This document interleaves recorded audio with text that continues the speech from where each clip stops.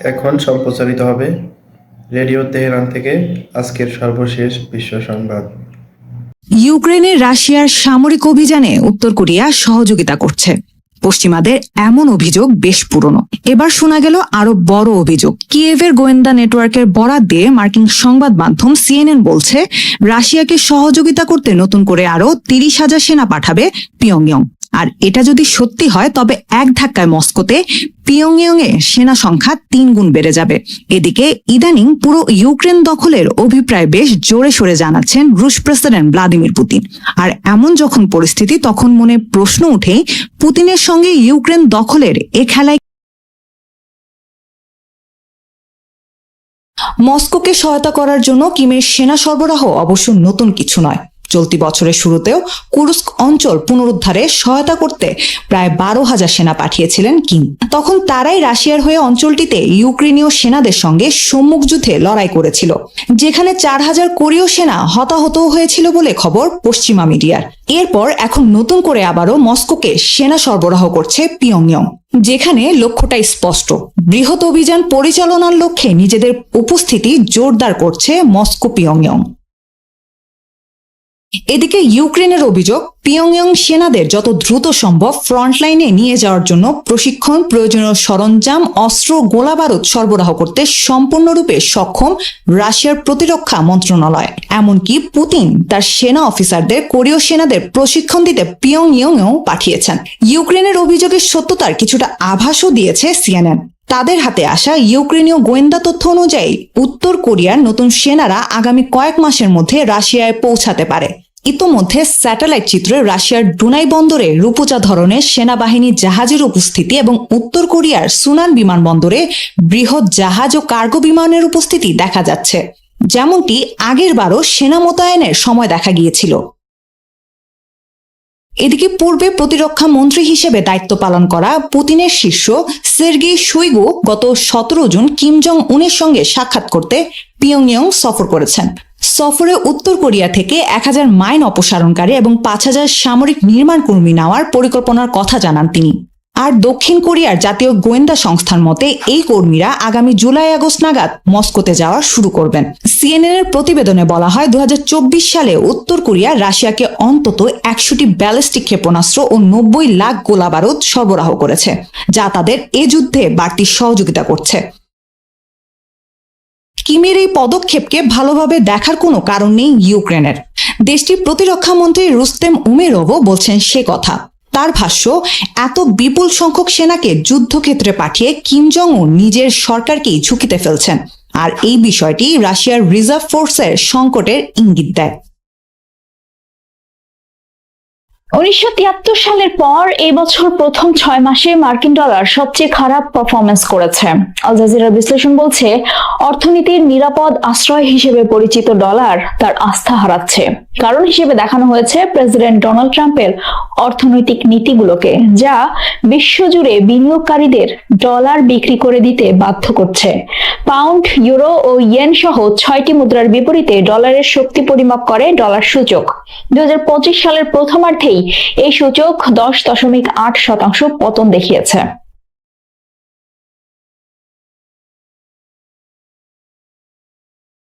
ট্রাম্পের শুরু করা ট্যারিফ যুদ্ধ এবং ফেডারেল রিজার্ভের স্বাধীনতার উপর হস্তক্ষেপ মূলত ডলারের আকর্ষণকে দুর্বল করছে। অর্থনীতিবিদরাও ট্রাম্পের one big beautiful bill act নিয়ে উদ্বিগ্ন। 1 জুলাই আইনটি মার্কিন কংগ্রেসে পাশ হয়ে গেছে। আশঙ্কা করা হচ্ছে এর ফলে আগামী দশকে ট্রিলিয়ন ডলারের মার্কিন ঋণ জমতে পারে। ইতোমধ্যেই মার্কিন ট্রেজারি মার্কেট থেকে বিনিয়োগ প্রত্যাহার শুরু হয়েছে। অন্যদিকে সোনার দাম এবছর রেকর্ড উচ্চ পর্যায়ে পৌঁছেছে, কারণ কেন্দ্রীয় ব্যাংকগুলো তাদের ডলার সম্পদের হ্রাস সম্পর্কে উদ্বিগ্ন হয়ে সোনার মজুদ বাড়িয়েছে। এখন যে কোনো ব্র্যান্ডের পুরাতন এসি বদলে নতুন ওয়ালটন এসিতে উপভোগ করুন 25% ছাড়।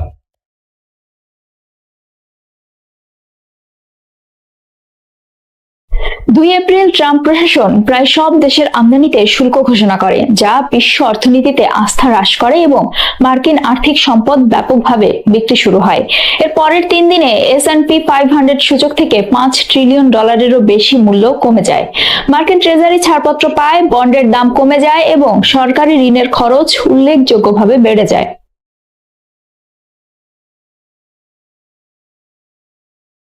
বাজারের বিদ্রোহ দেখে 9 এপ্রিল চীনের উপর আরোপিত শুল্ক বাদে 90 দিনের জন্য শুল্ক স্থগিত করার ঘোষণা দেন ট্রাম্প।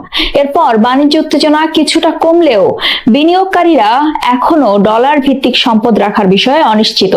গত মাসে অর্থনৈতিক সহযোগিতা ও উন্নয়ন সংস্থা OECD জানিয়েছে তারা 2025 সালের মার্কিন অর্থনৈতিক প্রবৃদ্ধির পূর্বাভাস 2.2% থেকে 1.6% কমিয়ে দিচ্ছে, যদিও মুদ্রাস্ফীতি এসেছে ধীর গতিতে।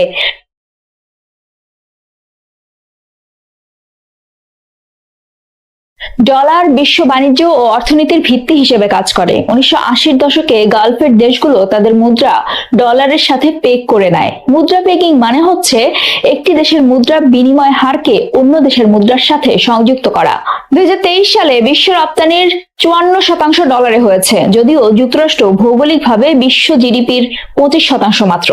7% ব্যাংক আমানত এবং 70% আন্তর্জাতিক বন্ড মার্কিন ডলারে।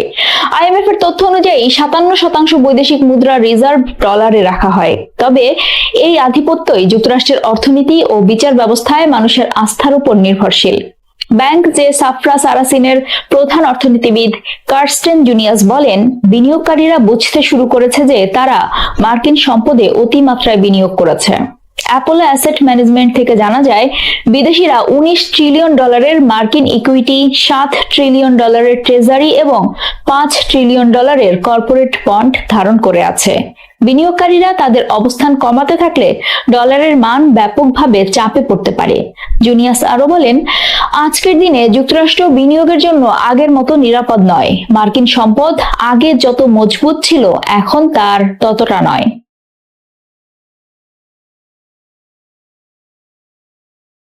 অনেকেই যুক্তরাষ্ট্রের রিজার্ভ মুদ্রা হিসেবে ডলারের ব্যয় লাভের সমীকরণ দিয়ে হিসাব নিকাশ শুরু করেছেন। উচ্চ ডলার মান রপ্তানি খরচ বাড়ায়, যা প্রফিট ও কাজের উপর প্রভাব ফেলে। ট্রাম্পের অর্থনৈতিক উপদেষ্টা পরিষদের চেয়ারম্যান স্টিফেন মিরান বলেন, ডলারের অতিমূল্যায়ন আমাদের কোম্পানি ও শ্রমিকদের উপর অযথা বোঝা চাপিয়ে দেয়। তাদের পণ্য ও শ্রম বৈশ্বিকভাবে অপ্রতিযোগিতামূলক করে তোলে। তিনি আরো বলেন, ডলারের অতিমূল্যায়ন যুক্তরাষ্ট্রের প্রতিযোগিতার হার কমাতে সহায়তা করেছে, আর শুল্ক হলো এই বাস্তবতার প্রতিক্রিয়া। ডলার দুর্বল হলে আমেরিকান রপ্তানি প্রতিযোগিতামূলক হয়, কারণ পণ্য সস্তা হয়ে যায়। তবে আমদানির খরচ বেড়ে ভোক্তাদের উপর চাপ বাড়ে। উন্নয়নশীল দেশগুলোর জন্য এটা ভালো, কারণ তারা ডলারে নেওয়া ঋণ কম খরচে পরিশোধ করতে পারে, যেমন জাম্বিয়া, ঘানা, পাকিস্তান। পণ্য রপ্তানিকারক দেশগুলো যেমন ইন্দোনেশিয়া, নাইজেরিয়া, চিলি আরো লাভবান হবে, কারণ দুর্বল ডলারে পণ্যের দাম বাড়ে।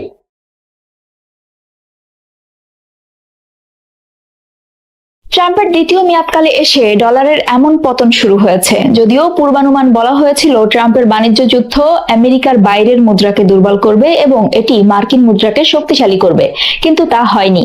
এর বিপরীতে ইউরো 13% বেড়ে 1.17 ডলারের উপরে উঠেছে, কারণ বিনিয়োগকারীরা এখন মার্কিন প্রবৃদ্ধির ঝুঁকি নিয়েই উদ্বিগ্ন।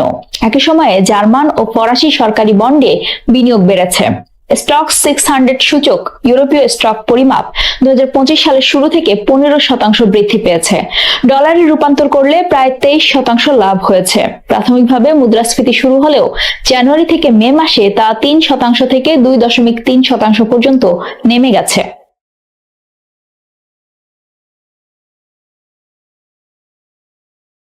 রিপাবলিকানরা এরই মধ্যে one big beautiful bill act কংগ্রেসে পাশ করিয়েছেন, যার লক্ষ্য 2017 সালের কর ছাড় বজায় রাখা, স্বাস্থ্যসেবা ও কল্যাণ ব্যয় কমানো ও ঋণ বাড়ানো। কিন্তু আইন প্রণেতারা মনে করেন এর আওতায় দেশের 36.3 ট্রিলিয়ন ডলার ঋণের ঋণ সীমা বাড়ানো হবে। কংগ্রেশনাল বাজেট অফিস বলছে এটি 2034 সালের মধ্যে ফেডারেল ঋণ 3.3 ট্রিলিয়ন ডলারে বাড়াবে।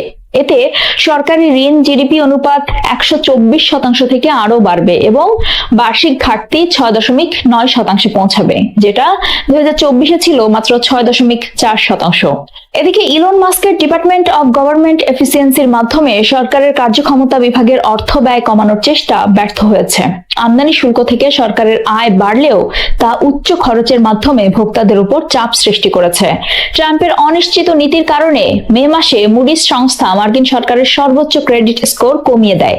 জুনিয়াস বলেন, এখন পর্যন্ত ডলারের বিশ্ব রিজার্ভ মুদ্রা হিসেবে তেমন হুমকি নেই, তবে এর মান আরো কমতে পারে। আপাতত বাকি বছরের জন্য এটাই আমরা আশঙ্কা করছি। ফেডারেল রিজার্ভের চেয়ারম্যান জেরোম পাওয়েলকে দ্রুত পদত্যাগের আহ্বান জানালেন মার্কিন প্রেসিডেন্ট ডোনাল্ড ট্রাম্প। সামাজিক যোগাযোগ মাধ্যম ট্রুথ সোশ্যালে দেওয়া এক পোস্টে ফেড চেয়ারের উদ্দেশ্যে ট্রাম্প লিখেছেন, অবিলম্বে পদত্যাগ করা উচিত। একই পোস্টে ব্লুমবার্গের একটি প্রতিবেদনের লিঙ্ক শেয়ার করেছেন মার্কিন প্রেসিডেন্ট, যেখানে জেরোম পাওয়েলের বিরুদ্ধে তদন্তের কথা বলেছেন ফেডারেল হাউজিং ফাইন্যান্স এজেন্সির প্রধান। পদত্যাগ নিয়ে ট্রাম্পের মন্তব্যের বিষয়ে বিবিসির পক্ষ থেকে জেরোম পাওয়েলের সঙ্গে যোগাযোগ করা হলে কোনো মন্তব্য করেননি তিনি। তবে ট্রাম্পের দ্বিতীয় মেয়াদে প্রেসিডেন্ট হিসেবে শপথ গ্রহণের আগে ফেড চেয়ার বলেছিলেন, প্রেসিডেন্ট বাধ্য করলেও পদত্যাগ করব না, কারণ আইন অনুসারে ফেডারেল রিজার্ভের চেয়ারম্যানকে পদত্যাগে বাধ্য করতে পারে না প্রেসিডেন্ট কিংবা হোয়াইট হাউস। 1935 সালে যুক্তরাষ্ট্রের সুপ্রিম কোর্টের রায় অনুযায়ী ফেডারেল রিজার্ভের মতো স্বাধীন সংস্থার বোর্ড সদস্যদের নির্ধারিত মেয়াদ শেষ হওয়ার আগে সুনির্দিষ্ট কারণ দেখে অপসারণ করা যেতে পারে, যদিও বারবারই বিভিন্ন কর্মকাণ্ডের মাধ্যমে প্রচলিত রাজনৈতিক নীতিকে চ্যালেঞ্জ করছেন ট্রাম্প। কয়েকজন স্বাধীন নিয়ন্ত্রককেও বরখাস্ত করেছেন তিনি, যা আদালতে চ্যালেঞ্জের মুখে পড়েছে। 2025 সালের শুরুতে প্রেসিডেন্ট হিসেবে দ্বিতীয় মেয়াদে শপথ গ্রহণের পর ট্রাম্প বলেছিলেন, ফেড চেয়ারকে অপসারণের কোনো ইচ্ছা নেই। প্রেসিডেন্ট হিসেবে প্রথম মেয়াদে 2017 সালের 2 নভেম্বরে জেরোম পাওয়েলকে ফেড চেয়ার হিসেবে মনোনয়ন দিয়েছিলেন ডোনাল্ড ট্রাম্প। শপথ গ্রহণ করেছিলেন 2018 সালের 5 ফেব্রুয়ারি। 2022 সালে জেরোম পাওয়েলকে দ্বিতীয় মেয়াদে ফেড চেয়ারম্যান হিসেবে মনোনয়ন দেয় বাইডেন সরকার, যার মেয়াদ শেষ হবে 2026 সালের মে মাসে। নিজের মনোনীত হলেও শুরু থেকেই জেরোম পাওয়েলের বিভিন্ন সিদ্ধান্তের সমালোচনা করতে দেখা গেছে ট্রাম্পকে। এর মূল কারণ, একাধিকবার ট্রাম্পের নির্দেশনার পরও সুদ হার কমাননি জেরোম পাওয়েল। 1 জুলাই পর্তুগালে কেন্দ্রীয় ব্যাংক প্রধানদের এক আলোচনা সভায় জেরোম পাওয়েল বলেছিলেন, ট্রাম্পের শুল্ক নীতির নেতিবাচক প্রভাব না পড়লে ইতোমধ্যে সুদ হার কমানোর পরিকল্পনা ছিল ফেডারেল রিজার্ভের। ফেডারেল হাউজিং ফাইন্যান্স এজেন্সির পরিচালক বিল পুলটি 2 জুলাই তার এক্স অ্যাকাউন্টে লেখেন, জেরোম পাওয়েলের রাজনৈতিক পক্ষপাত ও সিনেটে তার বিভ্রান্তকর সাক্ষ্যের তদন্তের জন্য কংগ্রেসের প্রতি আহ্বান জানাচ্ছি।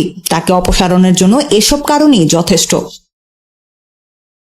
গেল সপ্তাহে সিনেটকে জেরোম পাওয়েল বলেছিলেন, ফেডারেল রিজার্ভের সদর দপ্তরের খরচ ও বিলাসিতা নিয়ে প্রকাশিত প্রতিবেদনে অনেক বিভ্রান্তকর ও অসত্য তথ্য রয়েছে। ভিয়েতনামের সঙ্গে বাণিজ্য চুক্তি করেছে যুক্তরাষ্ট্র। মার্কিন প্রেসিডেন্ট ডোনাল্ড ট্রাম্প 2 জুলাই বলেছেন, যুক্তরাষ্ট্র ভিয়েতনাম থেকে আমদানি হওয়া পণ্যের উপর 20% শুল্ক আরোপ করবে, যা এক নতুন বাণিজ্য চুক্তির অংশ হিসেবে শেষ মুহূর্তের আলোচনায় চূড়ান্ত হয়েছে। বিবিসির প্রতিবেদনে বলা হয়, ভিয়েতনাম থেকে আমদানি করা পণ্যের উপর 46% শুল্ক আরোপের কথা ছিল, যা ট্রাম্পের এপ্রিলে ঘোষিত পাল্টা শুল্ক নীতির অংশ হিসেবে আগামী সপ্তাহ থেকে কার্যকর হওয়ার কথা ছিল। ইউরোপীয় ইউনিয়ন এবং জাপানের মতো বহু দেশ এখনও যুক্তরাষ্ট্রের সঙ্গে বাণিজ্য চুক্তি করতে দৌড়ঝাঁপ করছে, যাতে পরিকল্পিত শুল্ক বৃদ্ধির আগেই একটা সমঝোতায় পৌঁছানো যায়। চুক্তি অনুসারে ভিয়েতনাম যুক্তরাষ্ট্র থেকে আমদানিকৃত পণ্যের উপর কোনো শুল্ক আরোপ করবে না। ট্রাম্প তার সামাজিক যোগাযোগ মাধ্যম ট্রুথ সোশ্যালে এই কথা জানান। শুল্ক মানে হলো আমদানির উপর কর, যা প্রায়ই পণ্য আমদানিকারক কোম্পানিকেই দিতে হয়, উৎপাদক কোম্পানিকে নয়। আমদানিকারকরা চাইলে এই খরচ নিজেরা বহন করতে পারে, তবে বেশিরভাগ সময় তারা সেটি ভোক্তাদের উপর চাপিয়ে দেয়। যুক্তরাষ্ট্রের বাণিজ্য অংশীদাররা উদ্বিগ্ন যে এতে তাদের দেশের তৈরি পণ্যের চাহিদা কমে যেতে পারে। এই চুক্তিকে Trump great deal of cooperation বলে অভিহিত করেছেন। চুক্তির আওতায় যুক্তরাষ্ট্র এখন 40% শুল্ক আরোপ করবে এমন পণ্যের উপর যেগুলো ট্রান্সশিপিং এর মাধ্যমে ভিয়েতনাম হয়ে আমদানি করা হচ্ছে। ট্রাম্পের জ্যেষ্ঠ বাণিজ্য উপদেষ্টা পিটার নাভারো বলেছেন, ভিয়েতনাম থেকে যুক্তরাষ্ট্রে রপ্তানিকৃত 1/3 পণ্য আসলে চীনের তৈরি, যা ভিয়েতনামের মাধ্যমে চালান করা হয়। ট্রাম্প সামাজিক মাধ্যমে লিখেছেন, ভিয়েতনাম এমন কিছু করবে যা তারা আগে কখনো করেনি। তারা মার্কিন যুক্তরাষ্ট্রকে তাদের বাজারে সম্পূর্ণ প্রবেশাধিকার দেবে, অর্থাৎ তারা তাদের বাজার আমাদের জন্য খুলে দেবে, যার মানে আমরা ভিয়েতনামে শূন্য শুল্কে পণ্য রপ্তানি করতে পারবো। ভিয়েতনাম বর্তমানে অ্যাপল, নাইকি, গ্যাপ, লুলুলেমন সহ অনেক বড় ব্র্যান্ডের জন্য প্রধান উৎপাদন কেন্দ্র হয়ে উঠেছে। চীন থেকে ট্রাম্পের আগের শুল্ক ঘোষণার পর অনেক কোম্পানি তাদের কারখানা ভিয়েতনামে স্থানান্তর করেছে। নতুন চুক্তির খবরে ভিয়েতনামে উৎপাদন করা কোম্পানিগুলোর শেয়ারের দাম শুরুতে বাড়লেও পরে আবার কমে যায়, কারণ শুল্ক এখনো 20% থাকছে। হ্যানয়ে আমেরিকান চেম্বার অব কমার্সের নির্বাহী পরিচালক অ্যাডাম সিটকফ বিবিসিকে বলেন, এই চুক্তি ভিয়েতনামের জন্য একটি ভালো সুযোগ এবং যারা ভিয়েতনাম থেকে যুক্তরাষ্ট্রে পণ্য পাঠাচ্ছে তারা এটা চালিয়ে যাবে। তবে ট্রান্স শিপিং শুল্ক নিয়ে তিনি বলেন, এই শব্দটি প্রায়ই অস্পষ্ট এবং রাজনৈতিকভাবে ব্যবহার করা হয় এবং এটি কতটা অবৈধ পণ্য রুটিং ভিয়েতনামি কর্তৃপক্ষ ধরতে পারবে বা আদৌ এর অস্তিত্ব কতটা আছে সেটিও প্রশ্ন সাপেক্ষ। গত এপ্রিলে ট্রাম্প বিশ্বব্যাপী বাণিজ্য অংশীদারদের উপর উচ্চ শুল্ক আরোপ করেন। তিনি যুক্তি দেখান যে তারা পাল্টা সুবিধা দিচ্ছে না, তবে পরে তিনি তা কমিয়ে 10% করেন এবং তখন থেকেই অনেক দেশ যুক্তরাষ্ট্রের সঙ্গে আলোচনায় বসে। হোয়াইট হাউস বলেছে, এপ্রিল থেকে এখন পর্যন্ত যুক্তরাষ্ট্র কেবল ব্রিটেনের সঙ্গে একটি চুক্তি ঘোষণা করেছে এবং চীনের সঙ্গে প্রতিশোধমূলক শুল্ক সাময়িকভাবে কমানোর একটি সমঝোতা হয়েছে। ফোনালাপ বিতর্কে তুমুল আলোচনা, সমালোচনা ও প্রবল রাজনৈতিক চাপের মুখে 1 জুলাই থাইল্যান্ডের সবচেয়ে কম বয়সে প্রধানমন্ত্রী হওয়া পেতাংতান সিনাওয়াত্রাকে সাময়িকভাবে বরখাস্ত করেছে দেশটির সাংবিধানিক আদালত। আপৎকালীন দায়িত্ব দেওয়া হয়েছে উপপ্রধানমন্ত্রী সুরিয়া জোয়াং রুয়াং কিতকে। কিন্তু প্রশ্ন উঠেছে, জোয়াং রুয়াং কিত ঠিক কতদিন এই দায়িত্ব পালন করবেন? থাইল্যান্ডের স্থায়ী প্রধানমন্ত্রী বা কে হতে যাচ্ছেন? থাই রাজনীতিতে সিনাওয়াত্রা বংশের কি তবে এখানে ইতি ঘটছে? থাইল্যান্ডের পরবর্তী পদক্ষেপই বা কি? এসবে জানবো এই প্রতিবেদনে। সঙ্গে আছে আমি রঞ্জু ইফতেখার। থাই প্রধানমন্ত্রী পেতাংতানের পতনের পটভূমিটা রচিত হয়েছিল গত 15 জুন। সীমান্ত উত্তেজনা নিরসনে কম্বোডিয়ার রাজনীতিবিদ হুন সেনকে ফোন করেন পেতাংতান। তাকে আঙ্কেল বলে সম্বোধন করে এক থাই সেনা কর্মকর্তাকে প্রতিপক্ষ হিসেবে বর্ণনা করেন। আর ফোন আলাপটি পরবর্তীতে ফাঁস হতেই দেশ জুড়ে শুরু হয় সমালোচনার ঝড়। বিরোধীদের প্রবল আন্দোলনের চাপের মুখে পড়ে সরকার।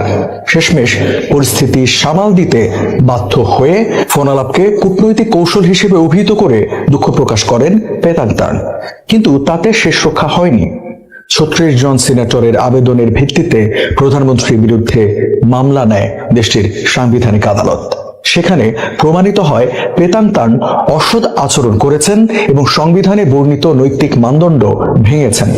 শাস্তি হিসেবে পেতাংতানকে সাময়িক বরখাস্ত করা হয়। অবশ্য প্রধানমন্ত্রী হিসেবে বরখাস্ত হলেও সম্প্রতি মন্ত্রিসভায় রদবদলের ফলে তিনি সংস্কৃতি মন্ত্রী হিসেবে থাকবেন। আত্মপক্ষ সমর্থনের জন্য সময় পাবেন 15 দিন। আর এই সময়টাতে দায়িত্ব পালন করবেন উপপ্রধানমন্ত্রী জোয়াং রুয়াং কিত। শেষ পর্যন্ত পেতাংতান যদি অপসারিত হন, তবে গত বছরের আগস্টের পর থেকে তিনি হবেন দ্বিতীয় থাই প্রধানমন্ত্রী যিনি বরখাস্ত হবেন। এর আগে দেশের সাংবিধানিক আদালত তার পূর্বসূরি স্ট্রেথা থামিসিনকে নীতি লঙ্ঘনের দায়ে অপসারণ করেছিল। একই আদালত 2023 সালের নির্বাচনে সাংবিধানিক আসনে জয়ী প্রগতিশীল মুভ ফরওয়ার্ড দলকেও ভেঙে দিয়েছে। দলটির নেতাদের 10 বছরের জন্য রাজনীতি থেকে নিষিদ্ধ করেছিল। সাংবিধানিক আদালত যেদিন পেতাংতানকে বরখাস্ত করেছে, ঠিক একই দিনে তার বাবা থাকসিন সিনাওয়াত্রার বিরুদ্ধে বিচার শুরু হয়েছে। থাকসিনের বিরুদ্ধে অভিযোগ, 2015 সালে দক্ষিণ কোরিয়ার একটি সংবাদপত্র চোসুন ইলবোকে দেওয়া এক সাক্ষাৎকারে রাজতন্ত্রকে অবমাননা করেছেন তিনি। এই নেতা 2001 সালে ক্ষমতা গ্রহণ করেন এবং পরবর্তীতে 2006 সালে অভ্যুত্থানের মধ্য দিয়ে হন ক্ষমতাচ্যুত। এরপর দীর্ঘ সময় নির্বাসিত জীবন কাটিয়ে থাইল্যান্ডে ফিরে আসেন 2023 সালে। গত 2 দশক ধরে থাই রাজনীতির প্রধান শক্তি থাকসিন সমর্থিত দলগুলো। আদালতের রায় এবং বিক্ষোভে বারবার ক্ষমতাচ্যুত হলেও এটি এখনো অন্যতম প্রধান দল। এর আগে 2014 সালে থাকসিনের বোন ইং লাংকে ক্ষমতার অপব্যবহারের অভিযোগে সাংবিধানিক আদালত ক্ষমতাচ্যুত করে। আর এখন পেতাংতান বিক্ষোভের মুখোমুখি হচ্ছেন। এই আন্দোলনে বিক্ষোভকারীদের রাজতন্ত্রপন্থী ইয়েলো শার্ট পরা অবস্থায় দেখা গেছে। এই আন্দোলনকারীদের পেতাংতানের বাবা ও খালার বিরোধিতার সময়ও দেখা গিয়েছিল। যদিও বরখাস্ত হওয়ার পরও ক্ষমতা না ছাড়ার ব্যাপারে অনড় পেতাংতান। তবে শেষ পর্যন্ত তাকে সরে যেতে হলে রাজনীতিতে থাকসিন পরিবারের আর কেউ প্রতিনিধিত্ব করবে কি? বিশেষজ্ঞদের ভবিষ্যৎবাণী, নির্বাচনে তাদের রাজনৈতিক দল ফিউ থাইয়ের হয়ে প্রধানমন্ত্রী পদপ্রার্থী হতে পারেন ওই পরিবারের বাইরের কেউ। এক্ষেত্রে এগিয়ে রয়েছেন সাই কাশেম নিতেশিরি। থাই রাজনৈতিক বিশ্লেষকদের মতে আমলাতন্ত্র, পুঁজি এতক্ষণ যারা আমাদের সংবাদটি শুনলেন সবাইকে অসংখ্য ধন্যবাদ। আমাদের নিয়মিত ভিউয়ার যারা আছেন তাদের 82% ভিউয়ার্স এখনও আমাদের চ্যানেলটি সাবস্ক্রাইব করেননি। সো যারা যারা আমাদের চ্যানেলটি এখনও সাবস্ক্রাইব করেননি দয়া করে সাবস্ক্রাইব করে দিন এবং নিয়মিত আমাদের পাশে থাকবেন আশা করি। ধন্যবাদ সবাইকে।